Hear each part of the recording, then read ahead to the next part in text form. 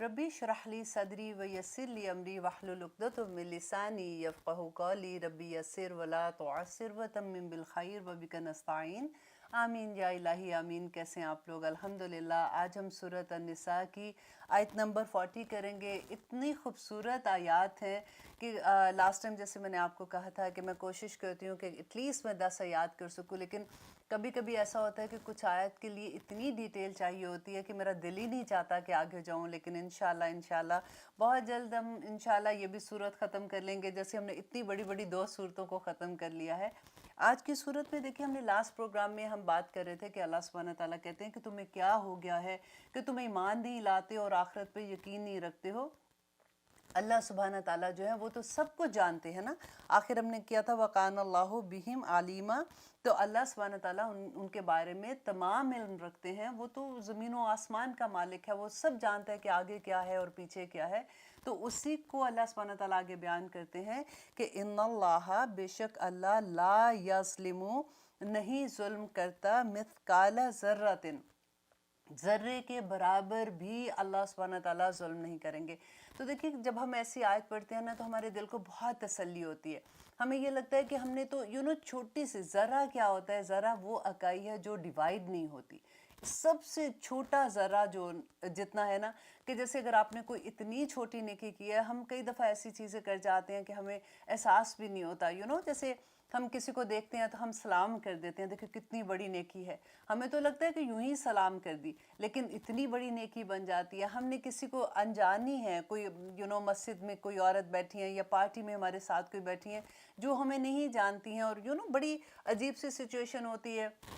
Sometime आप किसी के साथ बैठे हुए हैं और आपको पता ही नहीं कि ये कौन है कौन नहीं, और फिर आप भी चुप करके बैठे रहते हैं, वो भी चुप करके बैठे रहते हैं। ऐसे सिचुएशन में जब आप बैठे हो तो आपको ये लगे कि थोड़ा सा कंफर्ट मैं दूँ, आप खुद से कहते हैं अस्सलाम वालेकुम, आप कैसी हैं, या ऐसे बात स्टार्ट करते हो और उसको कंफर्ट लेवल देते हैं। देखो कितनी बड़ी नेकी है।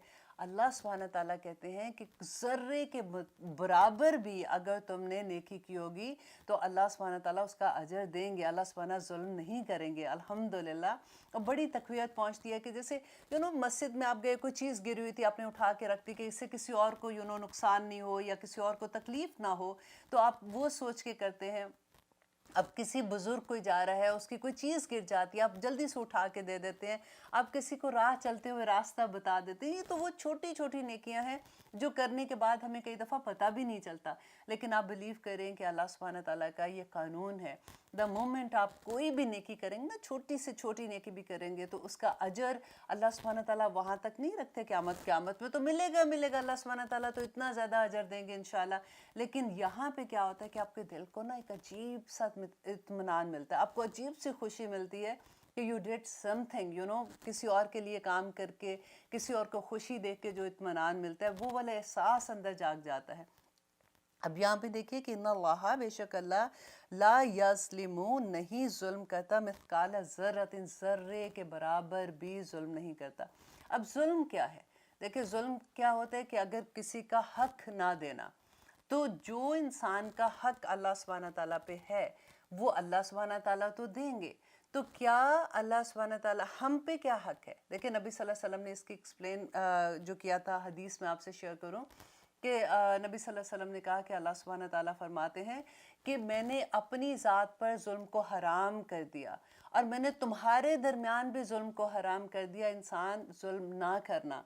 तो जुल्म क्या है? अब हमें ये देखना है कि अल्लाह ने अगर जुल्म को हराम कर दिया, हम बड़े आसानी से ये लफ्ज़ कह देते हैं। आपने अक्सर सुना होगा कि अपनी फ्रेंड्स में भी जब कभी बात होती है, किधर लिखा हुआ है इसके बारे में हराम है, राइट? ऐसे कह देते हैं ना।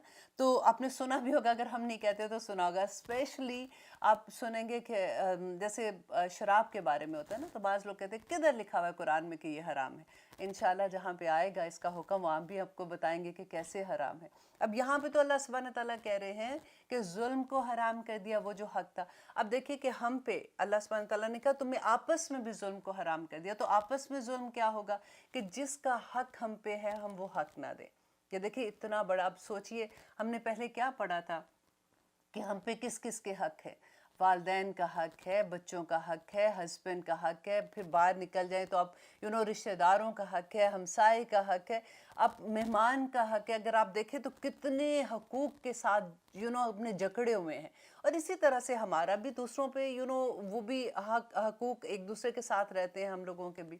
تو یہ حق کے پوچھا جائے گا، اگر ہم اپنا حق نہ پورا کریں گے نا تو یہ ظلم ہو جائے گا۔ آپ اس آیت کو اس طرح سے دیکھیں کہ اللہ سبحانہ تعالیٰ کہتے ہیں کہ میں ذرے کے برابر بھی کسی پہ ظلم نہیں کروں گا۔ نبی صلی اللہ علیہ وسلم نے کہا تھا، ایک لمبی حدیث ہے، اس کا میں چھوٹا سا آپ کو یہ پارٹ سناتی ہوں جو اس سے ریلیٹڈ ہے، کہ نبی صلی اللہ علیہ وسلم نے کہا کہ قیامت کے دن اللہ سبحانہ تعالیٰ اپنے پیغمبر سے کہیں گے کہ جن کے دل میں رائی کے دانے، رائی کیا ہوتی ہے، آپ کو پتہ ہے نا، آپ کچن میں آج جائیں گے نا تو آپ رائی کو ذرا دیکھیے کہ رائی کے دانے کے برابر بھی کسی کے دل میں ایمان ہے نا تو اس کو دوزخ سے نکال لیا جائے گا۔ الحمدللہ۔ لیکن یہ ایک طرف تو بڑی خوشی ہوتی ہے ایسی بات پڑھ کے، دوسری طرف دل بھی دہل جاتا ہے کہ یا رب العالمین کے دوزخ سے نکال لیا جائے گا۔ ہم اللہ نہ کرے، ربنا لا تجعلنا منہم، کہ یا اللہ ہم دوزخ میں تو ہم تو آگ کی ایک تیز ہوا بھی، جیسے لو بھی ایون چلتی ہے تو ہم سے برداشت نہیں ہوتی، کہاں دوزخ کی آگ اور اس میں سے نکال آخر لیا جائے گا۔ اللہ نہ کرے ہمیں اللہ سبحانہ تعالیٰ ان لوگوں میں شامل کریں، اللہ سبحانہ تعالیٰ بس بغیر حساب کتاب کے ہم کو جنتوں میں داخل کر دیں، آمین ثم آمین۔ اب یہاں پہ اس کے بعد اللہ سبحانہ تعالیٰ کہتے ہیں وَإِن تَكُ، اگر ہو حسنتن ایک نیکی، يُضَاعِفُهَا، اللہ سبحانہ تعالیٰ اس کو دگنا کر دیں گے، يُضَاعِفُهَا دگنا کر دیں گے، وَيُؤْتِي اور وہ دے گا مِن لَدُنْهُ اپنے پاس سے اجرًا عظیما، اور بہت بڑا اجر دیں گے۔ دیکھیں ایک تو ہوتا ہے نا کہ چلو جی ہم نے ایک کم سے کم نیکی کا تو 10 کا تو ہے نا کہ اگر ہم ایک دفعہ بھی کوئی نیکی کرتے ہیں تو اللہ سبحانہ تعالیٰ 10 دفعہ دیں گے، لیکن اس سے زیادہ ہم نے پڑھا تھا کہ کیسے اس کی مثال دی تھی کہ ایک دانے کے برابر ہے جس میں اتنی بالیاں اگتی ہیں اور پھر اتنے اجر ملتا ہے۔ تو یہاں پہ بھی وہی بات اللہ سبحانہ تعالیٰ کہتے ہیں کہ اجر دیں گے، اور اگر اللہ سبحانہ تعالیٰ چاہیں تو مِن لَدُنْہُ اپنے پاس سے اجراً عظیما، اور اللہ کی عظیم اجر کو تو ہم امیجن بھی نہیں کر سکتے نا کہ وہ کیا اجر ہوگا جو اللہ سبحانہ تعالیٰ اس دن ہمیں دیں گے۔ بس بات صرف یہ ہے کہ ہماری نیتیں خالص ہو جائیں، ہم اللہ سبحانہ تعالیٰ کے لیے سب کچھ کرنے کو تیار ہو جائیں، تو پھر اللہ ہی ہمیں انشاءاللہ ان ساری چھوٹی چھوٹی نیکیوں کا اتنے بڑے بڑے اجر دیں گے۔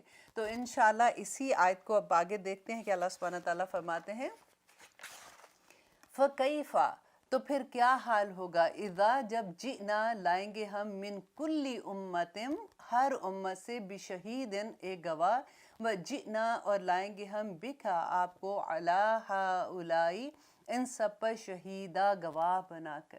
اب یہ وہ آیت ہے جس کے بارے میں نبی صلی اللہ علیہ وسلم حضرت عبداللہ بن مسعود فرماتے ہیں کہ ایک دفعہ نبی صلی اللہ علیہ وسلم نے ان کو کہا کہ عبداللہ مجھے قرآن کی تلاوت سناؤ۔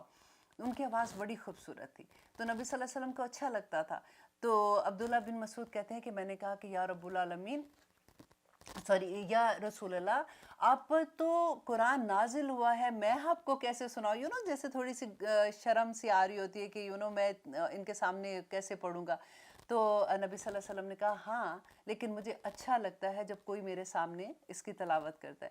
تو عبداللہ بن مسعود کہتے ہیں میں نے سورۃ نساء کی تلاوت کرنی شروع کی، اور جب میں اس آیت پر آیا تو نبی صلی اللہ علیہ وسلم نے کہا کہ بس کرو بس کرو، جیسے ایسے آواز آئی تو کہتے ہیں میں نے آنکھ اٹھا کے دیکھا تو ان کی آنکھ سے آنسو جیسے مسلسل ان کی آنکھ سے آنسو بہ رہے ہیں۔ اور نبی صلی اللہ علیہ وسلم اس آیت پر کیوں رو رہے تھے؟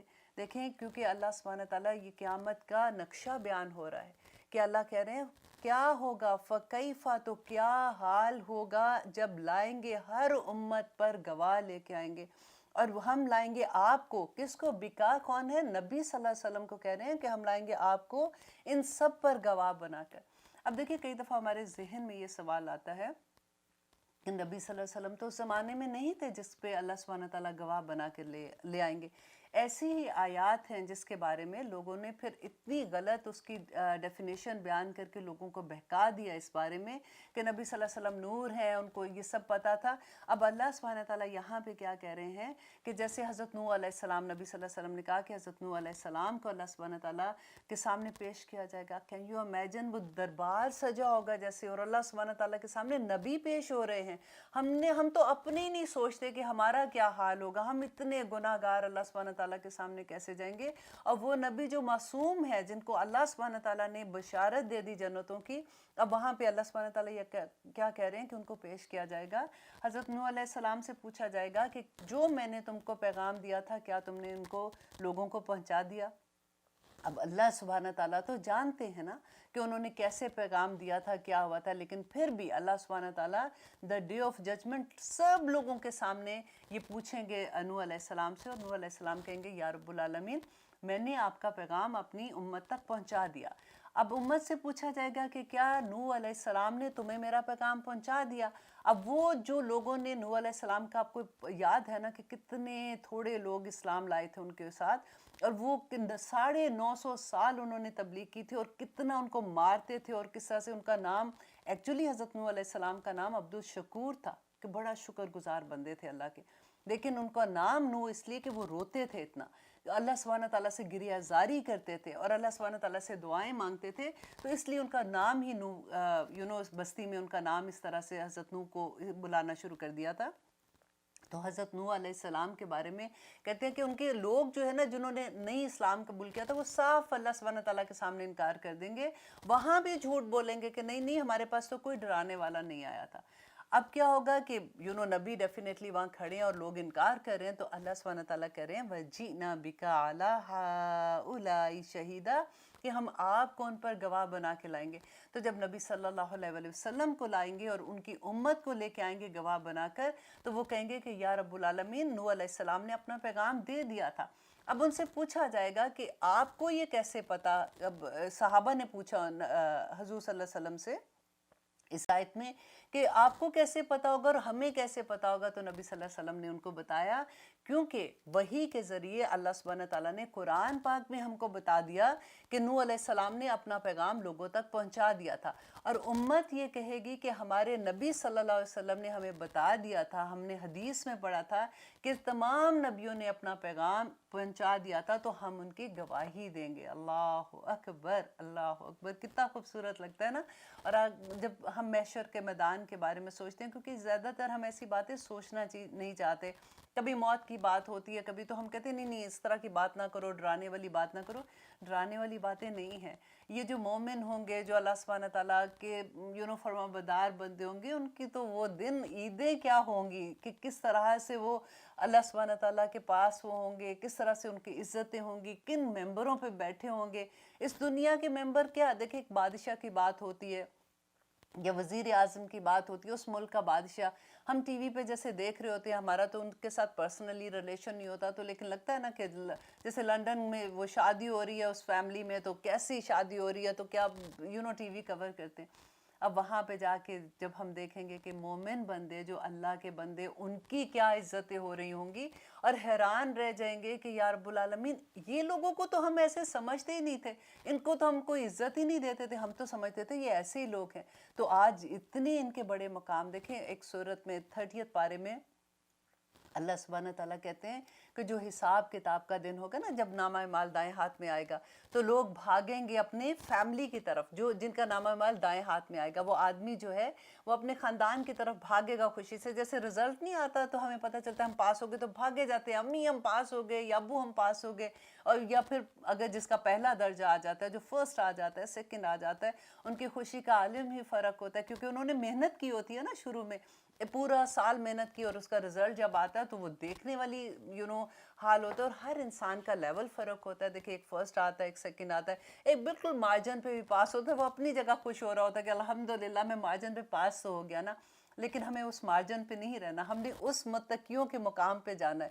اب اللہ سبحانہ تعالیٰ قرآن میں کہتے ہیں کہ جن کا نامہ اعمال، آپ سوچیں ذرا، قیامت کا دن ہے تو ان کا دائیں ہاتھ میں ہوگا، وہ بھاگیں گے اپنے گھر والوں کی طرف، اور ان کو کہیں گے ہم پاس ہو گئے. اب وہ گھر والے بھی تو ایمان والے ہوں گے نا جو جنتوں میں ان کے ساتھ جانے والے ہوں گے. اب جن کا نامہ اعمال ان کے بائیں ہاتھ میں ہوگا، یہ وہ لوگ ہیں اللہ سبحانہ تعالیٰ کہتے ہیں جو دنیا میں اپنے گھر والوں کے پاس خوشیوں سے آتے تھے. اب سمجھ نہیں آتی کہ وہ مطلب گھر میں تو خوشی کے ساتھ ہی آدمی اب جاب کر کے آ رہا ہے تو خوشی سے ہی گھر میں آئے گا نا اپنی، کہ چلو جی میں فارغ ہو گیا اپنے کام سے، اب گھر جاؤں گا اپنی فیملی کے ساتھ گزارا کروں گا اور کھانا وانا کھائیں گے، بیٹھیں گے، بیوی بچے گھر ہوں گے. اب یہ سمجھ آتے اچھا اللہ سبحانہ تعالیٰ یہ کیوں کہہ رہے ہیں کہ وہ خوشیوں سے آتا تھا اپنے گھر میں؟ کیونکہ آدمی کو اللہ سبحانہ تعالیٰ نے، ہم نے پہلے پڑھا نا، قوام بنایا ہے. اللہ سبحانہ تعالیٰ نے اس کو اس گھر کا قوام بنایا ہے. اللہ پوچھے گا اس سے کہ تمہاری بیوی، تمہارے بچے، تمہارا یہ فرض تھا کہ تم ان کو اسلام پہ لے کے آؤ، تم ان کو تعلیم دو اس کی، تم ان کو بتاؤ اس کے بارے میں. اب وہ اگر زیادہ نہیں بھی بتایا اس نے، لیکن اگر ماں پہلے سے ہی الحمدللہ جانتی تھی اسلام کے بارے میں، اس نے اپنے بچوں کی تربیت کی. لیکن اگر ایسی سچویشن نہیں ہے، اس کی بیوی کو نہیں پتا، اس کے بچوں کو نہیں پتا، اس کو یہ احساس ہی نہیں کہ میرے بچوں نے نماز پڑھی کہ نہیں پڑھی، اس کو یہ احساس نہیں ہے کہ میرے بچے کیا اسلام کے مطابق زندگی گزار رہے ہیں کہ نہیں، تو کیا پوچھ نہیں ہوگی اس کا عوام سے؟ دیکھیں جب یہ آیت پڑھی تھی تو میں کیا کہا تھا کہ یہ آیت ایسی ہے، اس پہ آپ عورتوں کو پریشان ہونے کی بات نہیں ہے.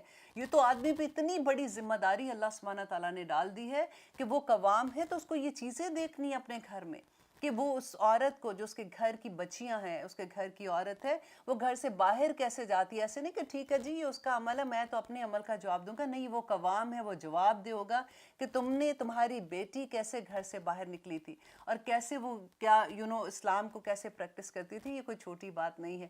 اب اسی بات کو آپ تھوڑا سا بڑا کر کے سوچیں. ہم لیتے ہیں ایک چھوٹی سی بریک، پھر دیکھتے ہیں کہ اللہ سبحانہ تعالیٰ نے آگے کیا فرمایا ہے. الحمدللہ ہم کر رہے ہیں آیت نمبر 42 کر رہے ہیں، جس میں اب اللہ سبحانہ تعالیٰ دیکھیں کیا فرما رہے ہیں. یومئذ جس دن یودو چاہیں گے الذین وہ لوگ جنہوں نے کفروا کفر کیا، وعصوا اور انہوں نے نافرمانی کی. اب یہاں پہ اللہ سبحانہ تعالیٰ کفر کس کو کہہ رہے ہیں؟ کہ جو اللہ سبحانہ تعالیٰ کی نافرمانی کرتے ہیں دنیا میں، اور انہوں نے اللہ سبحانہ تعالیٰ کی آیات کا انکار کر دیا. اب دیکھیں ہم لوگ جب قرآن پڑھتے ہیں تو ہم کتنی چیزیں ہم پڑھتے ہیں نا، کہ اللہ سبحانہ تعالیٰ نے یہ منع کیا، اللہ سبحانہ تعالیٰ نے یہ بات کو کہا کہ نہ کرو. یہ ایسے نہیں حرام حلال کی بات نہیں کر رہی ہوں، میں عام ریگولر بات کر رہی ہوں کہ دیکھو چغلی نہیں لگانا، جھوٹ نہیں بولنا. نبی صلی اللہ علیہ وسلم نے کہا کہ میری امت بزدل ہو سکتی ہے لیکن وہ جھوٹ نہیں بول سکتی. مسلمان جھوٹ نہیں بول سکتا. آج دیکھیے، آج مسلمانوں میں، آج اپنے لوگوں میں دیکھیے کہ جھوٹ کوٹ کوٹ کر بھرا ہوا ہے.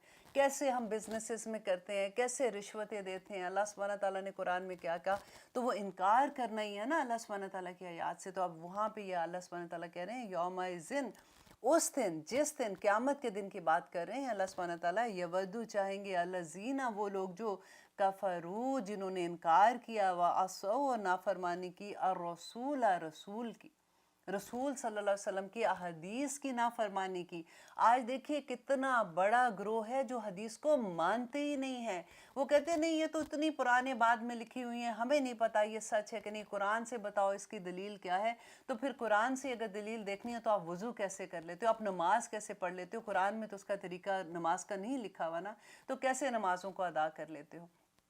اب یہ بات جب ہم کرتے ہیں تو پھر اگر جو بھی آپ کے ساتھ، ہمیں خود پتا ہوگا کہ قرآن میں کیا ہے، حدیث میں کیا ہے، تبھی ہم کسی کو جواب دے سکتے ہیں نا.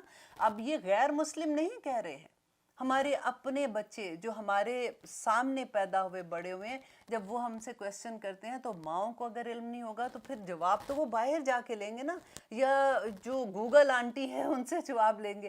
اب گوگل میں ہر طرح کے لوگوں نے سوال اور جواب لکھے ہوتے ہیں، پھر وہ بہکیں گے نہیں تو پھر کیا ہوگا، رائٹ؟ تو یہاں پہ اللہ سبحانہ تعالیٰ کہتے ہیں وہ لوگ جنہوں نے اپنے رسول کی نافرمانی کی اور انکار کیا، کفر کر دیا، لو کاش تصو، وہ کیا کہیں گے کہ کاش تصوا، کہ برابر کر دی جائے بہم الارض، ان کے اوپر زمین برابر کر دی جائے، یعنی وہ مر جائیں، کھپ جائیں کسی طرح سے، وہ کسی کو نظر ہی نہ آئے. جیسے قبر ہوتی ہے نا، قبر کے اوپر کہتے ہیں کہ زمین بالکل برابر کر دو کہ بس وہ ختم ہی ہو جائیں، کہ یہ حالت ہوگی اس دن قیامت کے دن ان کی. ولا اور نہ یکتمون، اب اللہ سبحانہ تعالیٰ کیا کہہ رہے ہیں کہ نہیں وہ چھپا سکیں گے اللہ سے حدیثہ، کوئی بات اللہ سبحانہ تعالیٰ سے نہیں چھپا سکیں گے۔ اس دن اللہ سبحانہ تعالیٰ سورۃ یاسین میں کیا کہتے ہیں کہ اللہ سبحانہ تعالیٰ اس دن ہونٹوں کو بند کر دیں گے، زبان کو بند کر دیں گے، اور اس دن ہمارے ہاتھ گواہی دیں گے، ہمارے پاؤں گواہی دیں گے جہاں پہ ہم چلے تھے۔ تو اللہ اکبر، ہم کیسے بچیں گے ان چیزوں سے؟ تو اللہ آگے دیکھیے، اللہ سبحانہ تعالیٰ کہتے ہیں یا ایھا الذین آمنو، اے لوگو جو ایمان لائے ہو۔ کن کو کہہ رہے ہیں؟ مسلمانوں کو کہہ رہے ہیں۔ جس نے یہ اپلیکیشن بھر کے لا الہ الا اللہ کی اپلیکیشن بھر کے اللہ سبحانہ تعالیٰ کے پاس پہنچا دی ہے کہ یا اللہ میں مسلمان ہوں، یا ایھا الذین آمنو، اتنی خوبصورت بات لگتی ہے کہ جیسے ایک ماں اپنے بچوں کو بلاتی ہے نا نام سے کہ بیٹا یہ، جیسے اگر ہم ویسے بات کرتے کہ بیٹا یہ بات کرو، لیکن اگر وہ کہتی ہے کہ عائشہ یہ بات ایسے ہے، اب آواز دیتی ہے احمد یہ بات ایسے ہے، عثمان یہ بات ایسے ہے، تو ایک ایک اپنائیت کا احساس ہوتا ہے نا۔ یہاں پہ اللہ سبحانہ تعالیٰ وہی کہہ رہے ہیں، اے میرے بندو، یا ایھا الذین آمنو، جو ایمان لے آئے ہو، لا تقربو، مت قریب جاؤ، الصلاۃ، نماز کے، وانتم سکارا، جب تم نشے کی حالت میں ہو۔ اب بعض دفعہ تو یہ ہوتا ہے جو نئے نئے قرآن پڑھ کے جب کبھی آپ دلیل کسی سے بات کرتے ہو نا تو مذاق اڑاتے ہیں اس آیت پہ۔ وہ کہتے ہیں وہ اللہ سبحانہ تعالیٰ نے تو خود کہا ہے کہ یا ایھا الذین آمنو، اے لوگو ایمان جو لائے، لا تقربوا الصلاۃ، نماز کے پاس نہ جانا۔ یہ مذاق سے ایسی آیات کو کہتے ہیں لوگ۔ اللہ اکبر۔ اب اللہ سبحانہ تعالیٰ یہ کہتے ہیں کہ نماز کے قریب مت جانا جبکہ تم نشے کی حالت میں ہو۔ اب یہ والی جو آیت ہے یہ سیکنڈ حکم ہے جو شراب کے بارے میں آیا تھا۔ پہلا حکم ہم نے سورۃ بقرہ میں پڑھا تھا جس میں اللہ سبحانہ تعالیٰ نے کہا تھا کہ یسألونک عن الخمر والمیسر، کہ اے نبی یہ آپ سے سوال پوچھتے ہیں شراب اور جوئے کے بارے میں، اور وہ پھر پوری آیت ہم نے اس وقت اس کی ڈیٹیل پڑھی تھی کہ اللہ سبحانہ تعالیٰ نے کہا کہ ان کو بتا دو، کیونکہ ابھی دیکھیں عرب کا کلچر آپ دیکھیں اس وقت کیا تھا کہ شراب جو ہے وہ کھلے عام پی جاتی تھی، وہ بیچتے بھی تھے، وہ بناتے بھی تھے، وہ پیتے بھی تھے، ان کے اندر اس کی کوئی برائی تھی ہی نہیں نا، ریگولر ان کی زندگی کا یہ طریقہ تھا۔ اب جب اسلام آیا پھر اس کے بعد اب اسلام کے کوئی بھی احکامات جو ہے نا وہ تدریجاً ہے، آہستہ آہستہ آہستہ آہستہ اللہ سبحانہ تعالیٰ نے ان چیزوں کو منع کیا۔ تو اب یہ سیکنڈ حکم جب آیا تھا تو اس سے پہلے والے حکم کی جب میں بات کر رہی ہوں تو اللہ سبحانہ تعالیٰ نے کہا کہ اے نبی آپ سے شراب و جوئے کے بارے میں پوچھتے ہیں۔ دیکھیں بعض دفعہ لوگ ہوتے ہیں وہ جوئے کو تو ایسے ہی سمجھتے ہیں کہ نہیں تھوڑے سے پیسے، ہم پیسہ لگا کے تھوڑی کھیل رہے ہیں، ہم تو ایسے ہی بس تھوڑا سا فن کے لیے کر رہے ہیں یا کیا۔ اب اللہ سبحانہ تعالیٰ کہتے ہیں کہ شراب و جوئے کے بارے میں پوچھتے ہیں، ان سے کہہ دو کہ اس میں فائدے بھی ہیں اور اس میں نقصانات بھی ہیں، لیکن اس کے نقصان فائدے سے بہت بڑے ہیں۔ اب یہ پہلا حکم تھا۔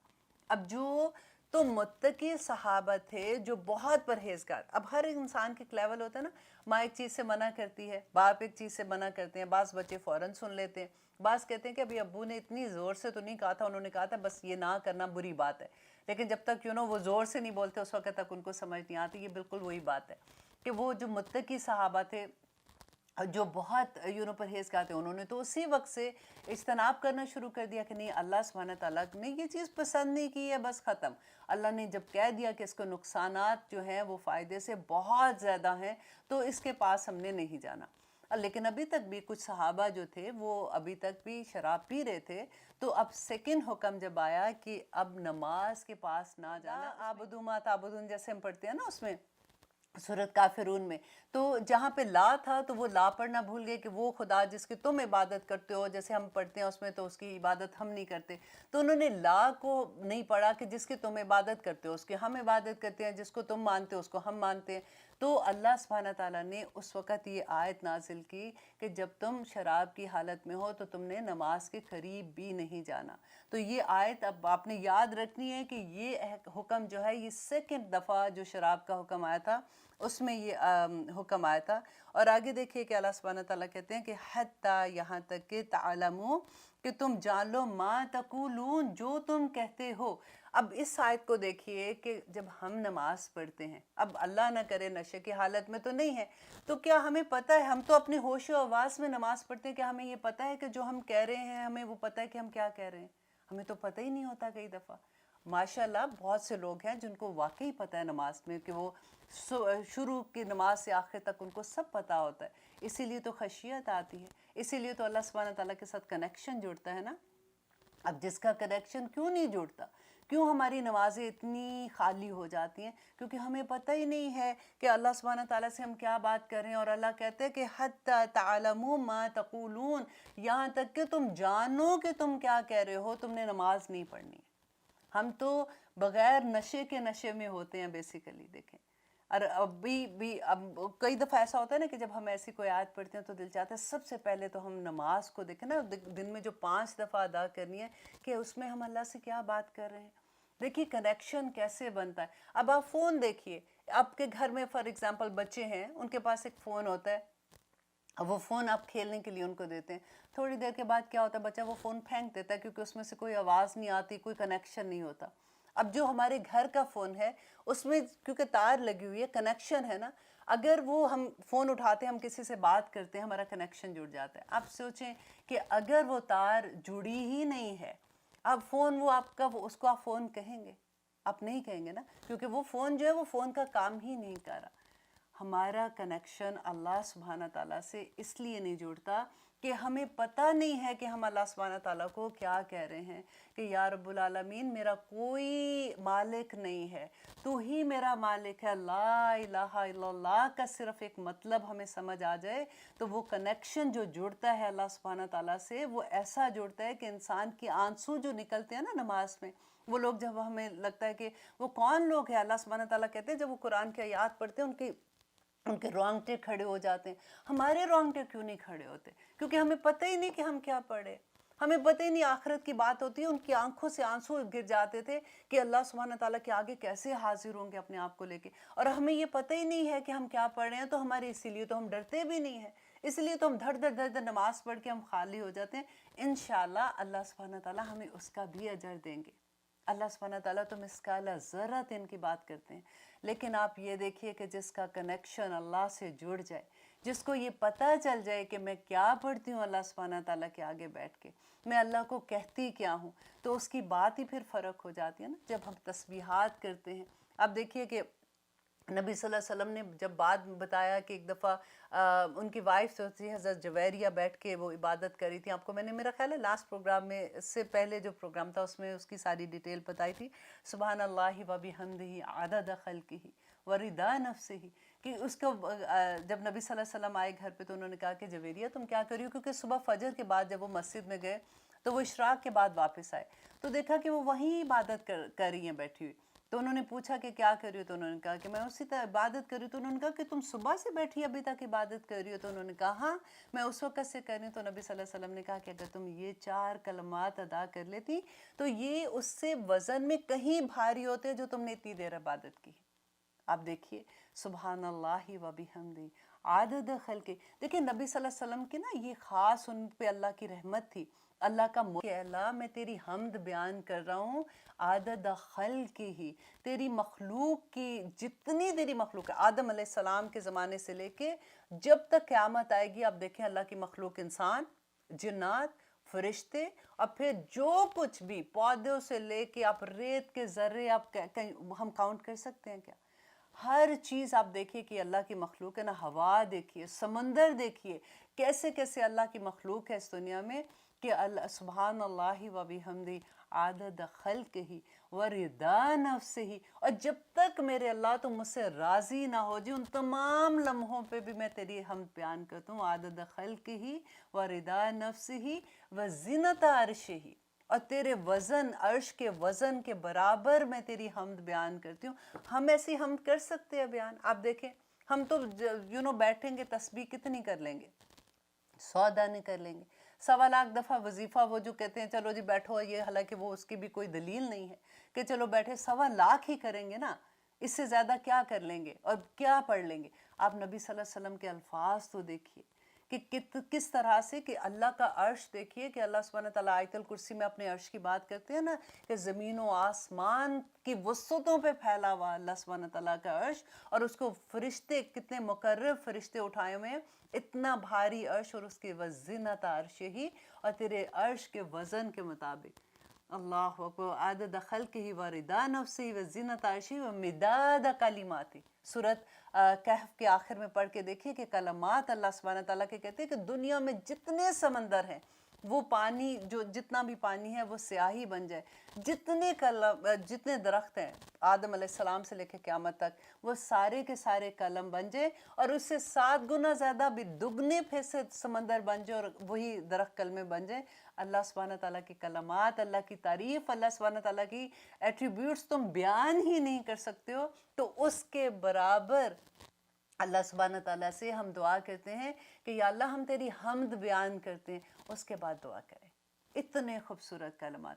ہم کیا کرتے ہیں، ہم ادھر ادھر کی چیزوں میں یہ پڑھ لیں وہ پڑھ لیں. ہم نبی صلی اللہ علیہ وسلم کی سنت سے جو ثابت ہے نا، کبھی آپ وہ دعائیں صبح شام کی دعائیں پڑھ کے دیکھیے، اتنی خوبصورت ہے. چھوٹی سی ہے، 3 دفعہ اگر آپ پڑھتے ہیں صبح، آپ دیکھیں اللہ سبحانہ تعالیٰ کتنے اجر عطا کریں گے.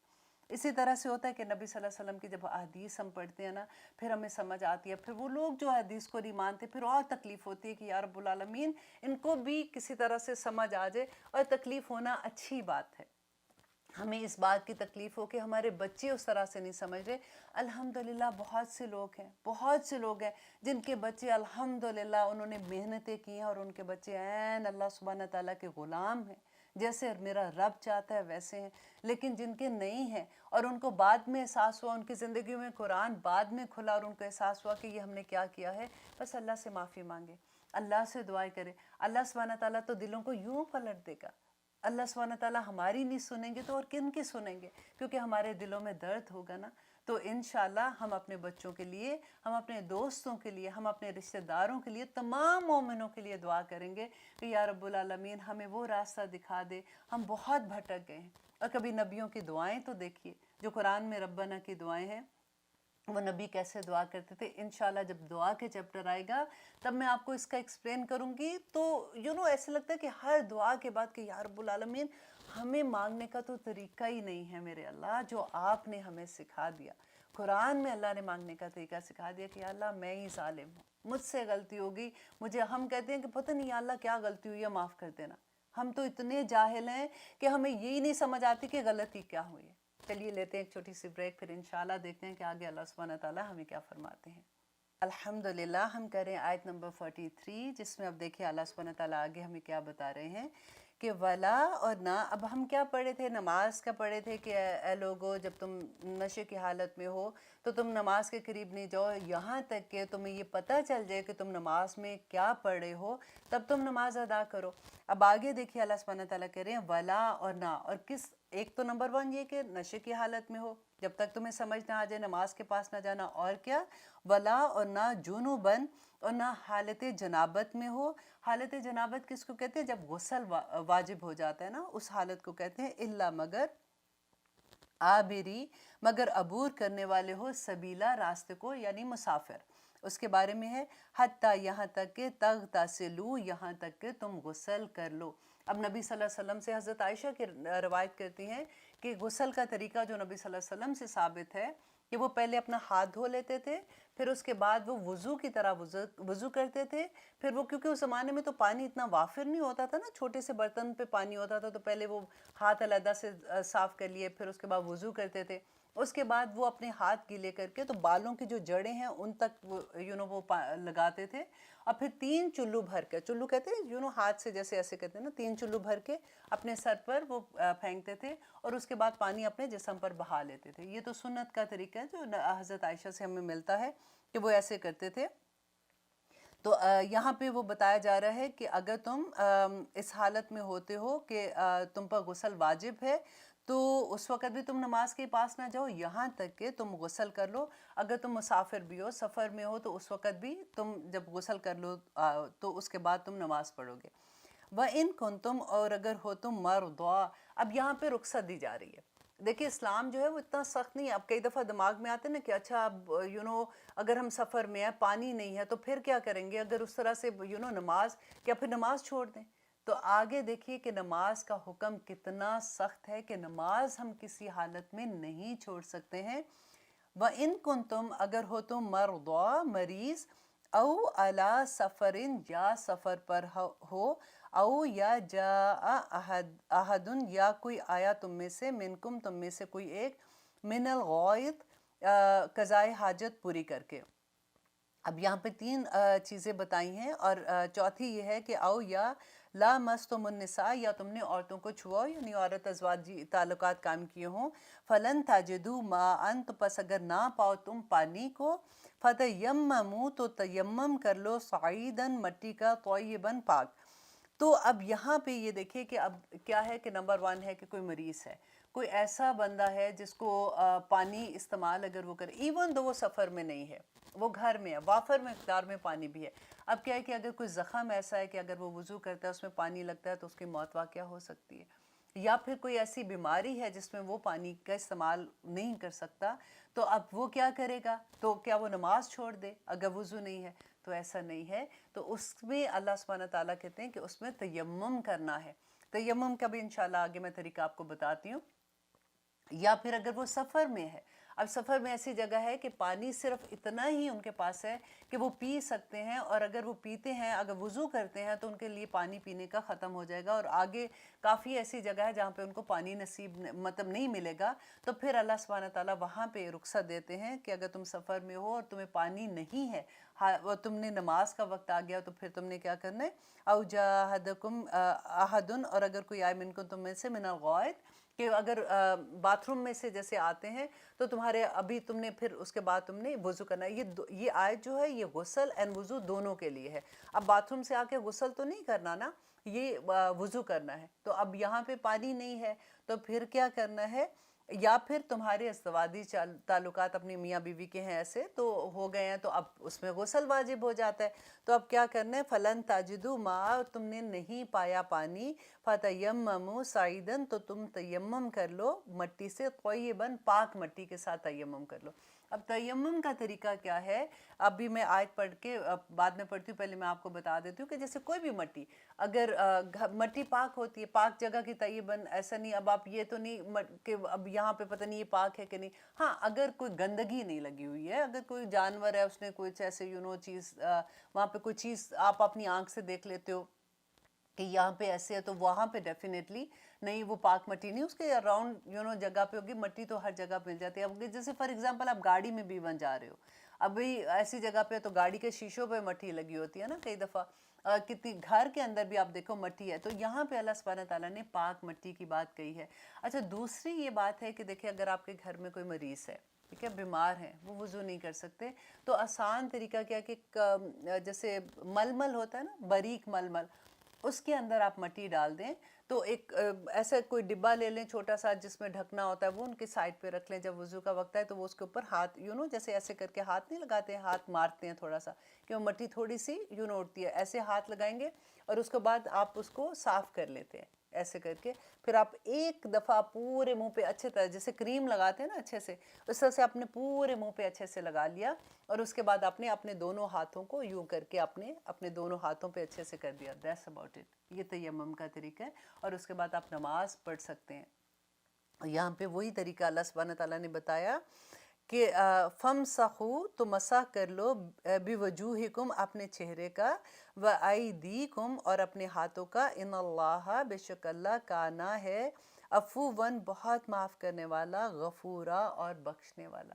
دیکھیے اس آیت میں سب سے بڑی بات تو یہ ہے کہ اب یہ دیکھیے کہ کسی صورت نماز کی رخصت نہیں ہے۔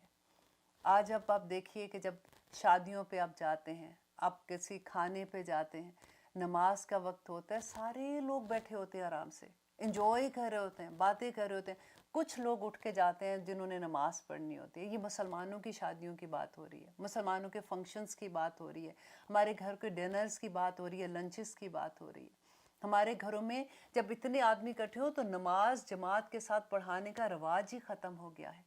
اللہ نہ کرے، ماشاء اللہ بہت سے گھروں میں جب ایسی بات کرتی ہوں نا، میرا یہ مطلب نہیں ہوتا کہ بالکل نہیں ہو رہا، بہت سے گھروں میں الحمدللہ ابھی بھی ایسے ہی ہے کہ لوگ جماعت کے ساتھ پڑھتے ہیں، اگر ایسے اب وقت آتا ہے اکٹھے ہوئے ہیں سارے کے سارے پڑھتے ہیں، لیکن زیادہ تر آپ دیکھیے، آپ اپنے بچوں کو دیکھیے، نماز کا وقت آ گیا اتنی آرام سے بیٹھے اپنے فون پہ لگے رہتے ہیں، فون پہ کیا دیکھ رہے ہیں، کیا کر رہے ہیں، کس کو میسیجز ہی کرتے جا رہے ہیں، ان کو پتہ ہی نہیں نماز کا وقت آیا اور چلا گیا۔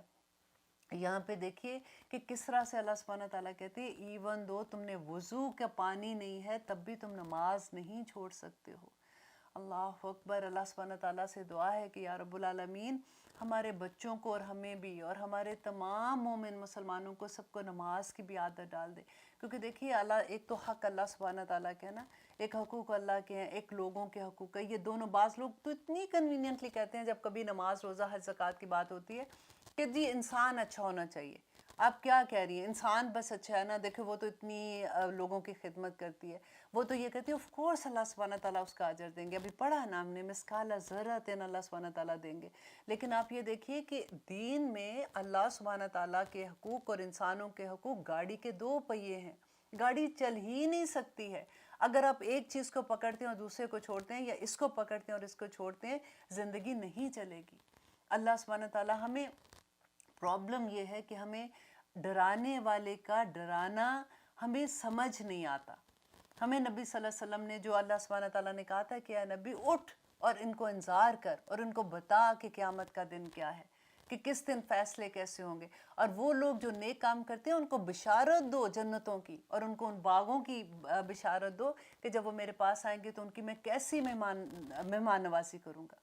बिल्कुल वही बात है कि हम वो तो चीज़ें हमें समझ आ जाती हैं कि चलो ठीक है, हम तो कलमा गो है ना, सीधे सीधे जन्नतों में चले जाएंगे और उधर तो बस अल्लाह सुब्हानहू ताला बड़ी रहम करेंगे। हमें डर नहीं लगता। हमारे अमाल तब तक ठीक हो नहीं सकते जब तक हमें अंजार का ना समझ आए। लोग कहते हैं डराओ ना, हमें बस ठीक है सारा वक्त डराते रहते हैं, ये गलत वो गलत, ये गलत वो गलत। ये बात नहीं है। अंजार कहते हैं मोहब्बत से डराना किसी को कि देखो ये जो तुम कर रहे हो, जो मैं कर रही हूँ या जो हमारे अराउंड हमारी मुसलमान सोसाइटी में हो रहा है, ये ठीक नहीं है। अल्लाह का गज़ब आएगा फिर हम पे। अल्लाह सुब्हानहू ताला नाराज़ हो जाते हैं ऐसी चीज़ों से। हम कहते हैं कि हमें कोई ये ना बताए, अच्छी बातों का बता दो कि ये जो तुमने काम किया ना इसका बड़ा अजर तुम्हें मिलना है, लेकिन जो मैं गलत काम कर रही हूँ उसमें मुझे शर्मिंदा नहीं करो, उसमें मुझे नहीं बताओ कि मैंने क्या किया है। अल्लाह सुब्हानहू ताला बस किसी तरह से मैं कहती हूँ कि कोई तो ऐसा आ जाए कि किसी की कोई बात, किसी का कोई कहना हमारे दिल पे उतर जाए, और वो अल्लाह ही करेगा। अल्लाह जिसे चाहता है उसको हदायत नसीब कर देता है। जो अल्लाह से मांगता है ना, जो देखिए हम नमाज़ें पढ़ते हैं, हम कितनी दिन में कितनी दफ़ा अल्हम्दुलिल्लाह रब्बिल आलमीन पढ़ते हैं ना, उसमें कहते हैं इहदिनस सिरातल मुस्तकीम। फिर बाहर निकलते हैं अपनी ज़िंदगियों में, फिर झूठ भी बोल जाते हैं, फिर चुगली भी लगा देते हैं, फिर बेईमानी भी हो जाती है, फिर सारा कुछ ऐसी चीज़ें हो जाती हैं। तो वो इहदिनस सिरातल मुस्तकीम क्यों नहीं समझ आती है, क्यों नहीं मिल रही है हम लोगों को? कनेक्शन नहीं है अल्लाह सुब्हानहू ताला के साथ जोड़ा। वो कनेक्शन जोड़ें अल्लाह सुब्हानहू ताला के साथ। जब आप बयान करती हैं, जब अल्लाह सुब्हानहू ताला को कहते हैं इहदिनस सिरातल मुस्तकीम, तो वो रास्ता सोचें कि जन्नत पे चलने का रास्ता, इस दुनिया से जन्नत में जाने का रास्ता मुस्तकीम सीधा एक ही रास्ता है।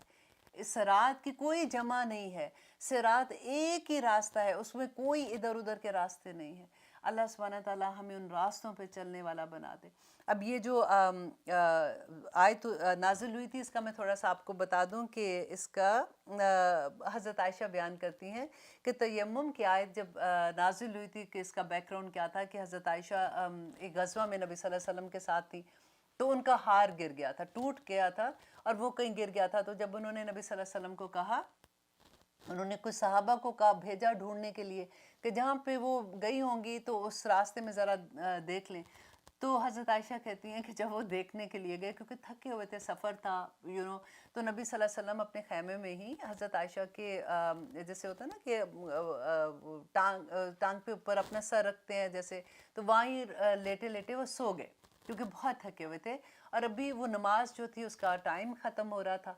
तो बाहर जो सहाबा थे उन्होंने बातें करनी शुरू कर दी कि देखें अब इस हार की वजह से हमारी नमाज जा रही है और कज़ा हो जाएगी, और यहाँ तो पानी नहीं है, तो अब हम क्या करें? हमने तो आगे जाना था, वहाँ पे जैसे पानी मिलना था हमें, वहाँ पे हमने वज़ू करना था और हमने नमाज पढ़नी थी। तो हज़रत आयशा कहती हैं कि हज़रत अबू बकर, अब नबी सल्लल्लाहु अलैहि वसल्लम तो अंदर आँख लगी ना उनकी, हज़रत अबू बकर बाहर थे। जब उन्होंने सहाबा से ऐसे बात सुनी ना तो उनको बड़ा गुस्सा आया। अब वो चुप करके अपने खैमे में आते हैं, क्योंकि अपनी बेटी का घर था ना, तो नबी सल्लल्लाहु अलैहि वसल्लम खैमे में दाखिल होते हैं, देखते हैं कि नबी सल्लल्लाहु अलैहि वसल्लम लेटे हुए हैं, तो सो गए हैं ना। تو حضرت عائشہ کو آنکھ کے اشارے سے کہتی ہیں، حضرت عائشہ بیان کرتی ہیں، یہ آپ حدیث پڑھے تو اتنی پیار آتا ہے کہ کیسے ایک باپ ایون شادی شدہ ہیں اور نبی صلی اللہ علیہ وسلم کی بیوی بھی ہیں، اپنی بیٹی تو ہیں ان کی، لیکن کیا کرتے ہیں اندر آ کے نا آنکھوں کے ساتھ اور اشارے کے ساتھ ان کو غصے سے کہہ رہے ہیں کہ یہ تم نے کیا کیا ہے. تو حضرت عائشہ کہتی ہیں کہ ان کو غصے سے اپنی وہ ہوتا ہے نا کہ یہ کہتے ہیں کیا کمر کے اندر ہاتھ زور زور سے مارنا کہ تمہیں سمجھ نہیں آتی ہے تم یہ کیا کر رہی ہو. تو اس طرح سے کہتی ہے وہ بار بار مجھے وہ ورڈ ایک ہے مجھے بولنا نہیں آتا، وہ کہ وہ بار بار پوک کر رہے تھے، پوک آسان لفظ ہے اس کا، کچوکے لگانا جس کو کہتے ہیں، میں یاد بھی کر رہی تھی میں بھول جاتی ہوں کہ پوک کر رہے تھے بار بار.